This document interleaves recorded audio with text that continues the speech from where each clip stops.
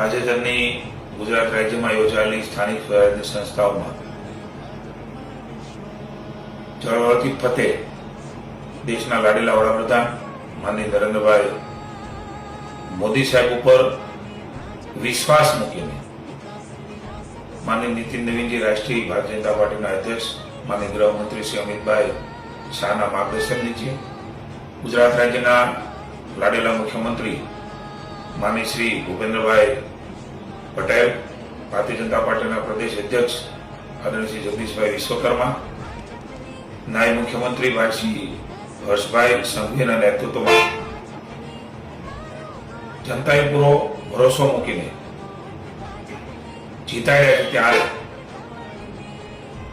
ભાવનગર શહેર અને જિલ્લામાં પણ ચળવળથી ફતેહ એ જનતા જનાર્દને આપી છે. કાર્યકર્તાઓના પરિશ્રમને ખૂબ ખૂબ અભિનંદન આપું છું. જનતાના આશીર્વાદ માટે આભાર માનું છું.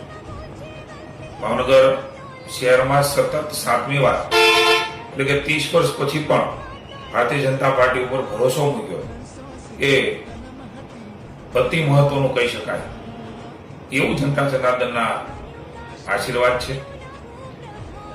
વિપક્ષના ખૂબ મોટા બંકાઓ અપ્રચાર, ખાસ કરીને કોંગ્રેસે જે જીતના દાવાઓ કર્યા હતા એ તમામ પોકળ સાબિત થયા છે.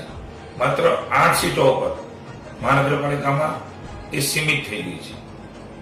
તમામ જ્ઞાતિના ભારતીય જનતા પાર્ટીના ઉમેદવારો અને કોંગ્રેસ પક્ષના ઉમેદવારો એ જોઈએ તો તમામ વર્ગે ભારતીય જનતા પાર્ટીને જીતાડ્યા છે અને વિપક્ષના કોંગ્રેસના ઉમેદવારોને હરાવ્યા છે.